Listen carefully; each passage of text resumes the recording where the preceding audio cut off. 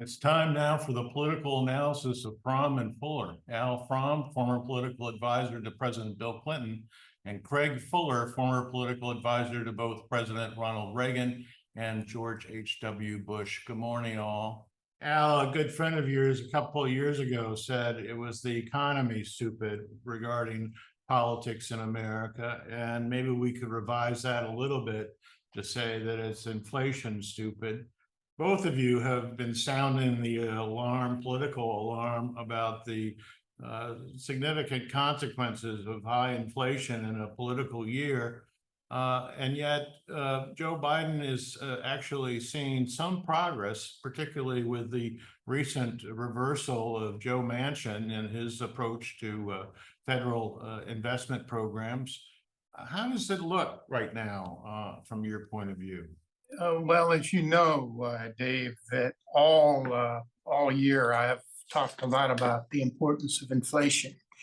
I was scarred by being in the Carter administration, and I think Craig may have a slightly different view, but I suspect he'd agree that inflation was probably the single most important issue that doomed the Carter presidency and brought Craig Fuller and Ronald Reagan to Washington. So that's been embedded in my mind forever, and it really shapes my politics. Gas prices have gone down a little bit, but in reality, they were $3.38 on January 1st, a gallon of regular on average, went up to $5.11 on June 13th, and now they're down to about $4.44, $4.45. So it's good that they're coming down, but as my friend, the late Art Oken, great economist for Lyndon Johnson and John Kennedy, said, when you're 8 feet underwater instead of 11 feet underwater, you're still drowning. And I think inflation is deeply embedded in the electorate this year, not only gas, but food prices and rent. And it's going to be hard. It's going to be very hard to change before the election. It may improve a little bit. So what do the Democrats have to do? What they need to do is they need to show they're doing something about it, trying to do something about it. And then they need to hope that other factors can help them change the subject of the election. The Manchin bill, I think, is really important. And incidentally, Democrats always get accused of not playing hardball in Congress, and while the Republicans do. And this is a really interesting case because Mitch McConnell threatened to hold up the chips, the semiconductor investment bill, which is really important for our manufacturing economy, as long as the reconciliation bill was alive. And so this agreement between Joe Manchin and Chuck Schumer, which on reconciliation, was announced about an hour after the Senate passed the CHIPS bill. So McConnell's leverage is removed, and now they're going to try to make the House stop the CHIPS bill, which really is silly politics, but that's where the Republicans are these days. In any event, the Manchin bill helps. It does some really important things. It deals with prescription drug costs, which is a very important part of the inflation equation. It keeps premiums down. It'll make some really important investments in climate change and renewable energy.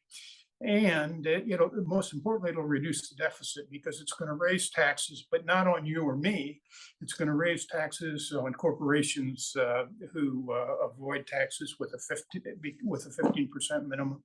It's going to close at least part of the carried interest loophole, which allows Wall Street to be bandits, really, in many ways, and it's going to help go after tax cheaters. And most important, it puts an end to the discussion of the expensive inflationary big Build Back Better bill. It's better policy for the country, and it's better politics for the Democrats. So who would have believed that Joe Manchin would be the savior of the Democratic Party? But most importantly, it also may allow, with other factors, the Supreme Court decisions on Roe and guns, the January 6th committee findings, which are really damaging President Trump and the Republicans, it gives Democrats a little bit of an opening to change the subject of the election. And you see the generic polling changing. So is it going to make a big difference? Probably not that big of a difference in the House, but I think it might very well be and make a big difference in the Senate. 538 Nate Silver now actually has the Democrats a slight favorite to hold the Senate, and that's because of all the Trump crazy candidates that have been nominated in states like Ohio and Pennsylvania, soon to be Arizona. In Georgia, of course, with Herschel Walker.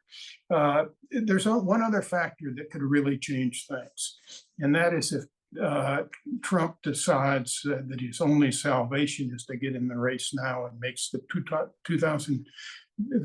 2022 race about him.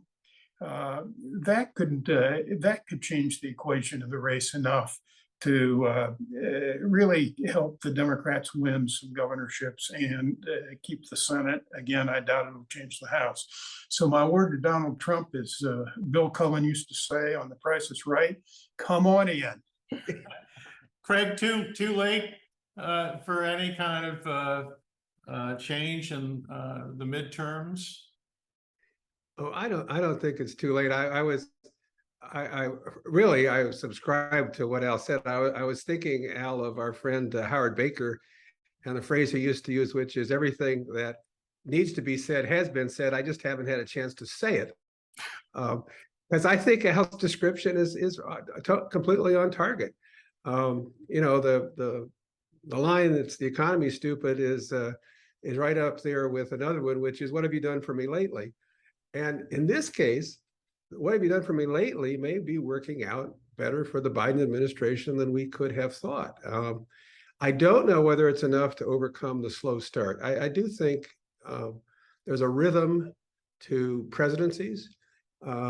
Usually you rally after your election and you take action and get a number of things done. Ronald Reagan, of course, in the first 7 months, managed to pass spending reduction, tax reduction, did a lot of regulatory reform. He also got shot during that period of time, but he signed into law these tax and spending reform measures at his ranch in July of his first term. So fast start, one of the fastest, I think, fast start to get a lot done. And then, rolling into these midterm elections, try to protect your losses or even project a few gains. I think the nation, as we've been talking about, is pretty restless, frustrated with the lack of action. But as we wake up going into August now, that looks like the Biden administration and the Democratic leadership are going to put together some wins. And it's not just winning. Winning is important. Biden ran in no small measure on his ability to get things done. That appears to be something that's going to be demonstrated now, and that certainly improves the overall standing, I would say, going into November elections. But it's not just getting things done; it's what he's getting done. And there's nothing that hits seniors like prescription drug prices. We have wrestled with this for decades. You can say what we've got to, what we do is fair or not fair, but the fact of the matter is our drug prices are higher in this country for the same drugs that are sold in other countries. And that doesn't sit well with people who are on fixed income and who are in most need of these unbelievable medications that can change their life. So if there's something done that actually, or even just appears to lower or hold down the rising prices of prescription drugs, that's a big win. And that's something that, that is doing something for people lately. And I think that'll have an impact.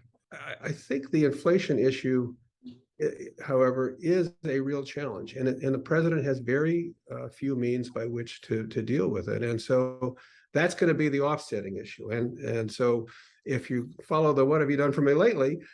People are not going to be satisfied with just one or two items that, but they are if they're paying more at the pump and they're getting less for their money because of inflation.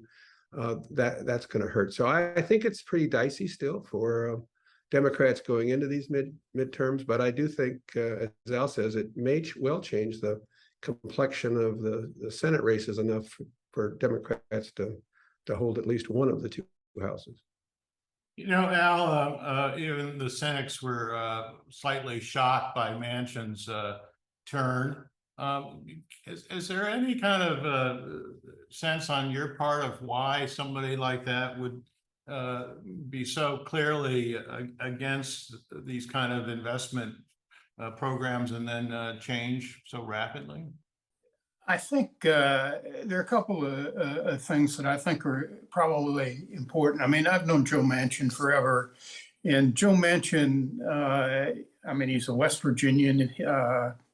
He has West Virginia interests, which have always made him a little skeptical about climate change because even though the future of West Virginia probably isn't in coal, the present is to a large degree. But I think there are a couple of things. But the thing about Manchin, he's a very principled guy. And he has made it clear for the last year and a half that inflation was the thing he was concerned about. And I think what happened this week, at least I've seen some reports of it. I haven't talked to my friend Larry Summers, former Treasury Secretary, but I think Larry, who was early on inflation, who saw the inflationary impact of the original COVID relief bill,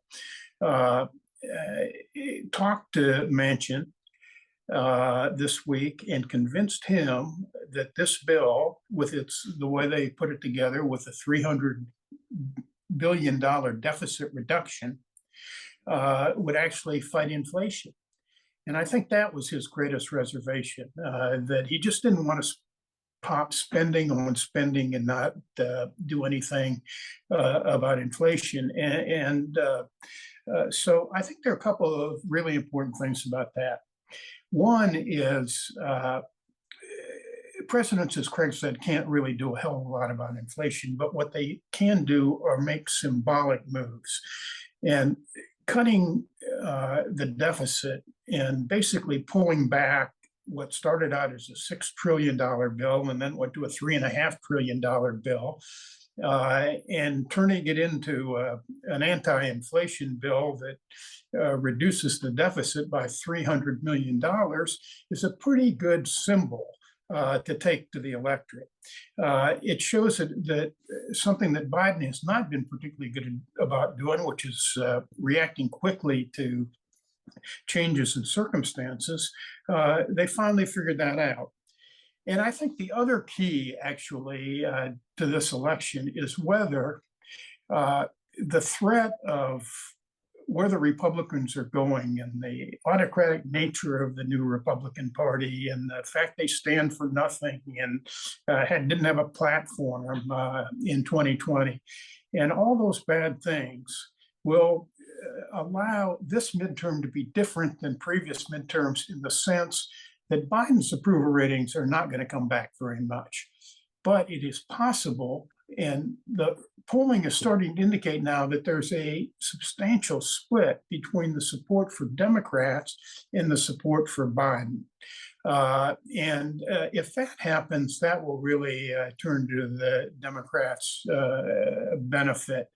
You know, I mean, if I had to bet, I think Biden will come back a little bit, maybe not by 2022, but I don't think he's probably going to run again. And so, you know, the Democrats may be able in the Senate and hopefully cut their losses in the House by basically saying the voters be willing to support Democrats for Congress, even though they don't really change their opinion of President Biden very much. Craig, you have the last word this time. You know, I hope we get a chance sometime probably after the November election, maybe early next year, to hear from Joe Manchin, just sort of what he was up to for the past 2 years. I do agree with Al. He is principled. I think, you know, I got to know him not as well as Al, but I got to know him when I was running the Aircraft Owners and Pilots Association, because he is a pilot and was an active pilot when I was there. And I saw him as governor several times. And to use a metaphor that may or may not work, there's something about pilots and flying, and you get very focused on matters at hand. You can't really do much about your landing when you're up at cruise level. You plan for it, but a perfect landing is made on the final approach and setting up for it properly. And I think what Manchin is doing, I think, is he's had a sense of timing about, and as I said, there's a pace to a presidency. I think he had a sense of timing about these 2 years. There were certain things he knew that he either philosophically or politically he didn't agree with, and it made no sense to stand in the way completely. He kept talking, he kept working, he kind of moved people his direction. He's going to end up, I think, looking very good as he gets to this final approach and the landing in November, which is an election. And I think it's just the way the man is made up.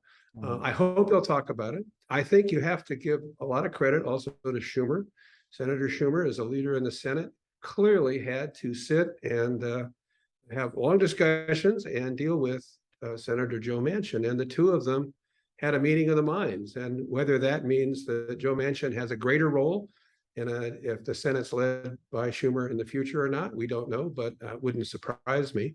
I got accused once of being cynical about it, but I think that Senate leadership owes Joe Manchin a lot if he comes to the table and they're able to advance these issues. And that'll be good for Senator Manchin and good for West Virginia. Hopefully it'll be good for the country. But I must say, I think if you look back at these 2 years that a hand well played, you have to tip your hat to Joe Manchin. And I say that with Montana in my background.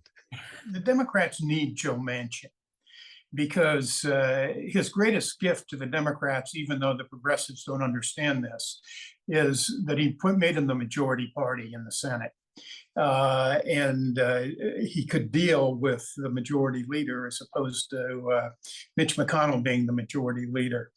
And if the Democrats want to get more progressive legislation through, they need more Joe Manchins who win in states that are maybe not as Republican as West Virginia, but states in which Republicans generally win. So we ought to look to Joe Manchin maybe as a guidepost on how Democrats can win in areas where they haven't been winning. And that's the only way they're going to ever build a governing majority. Yeah. We have to leave it there. Al Fromm, Craig Fuller, thank you so much indeed. We will see you next week.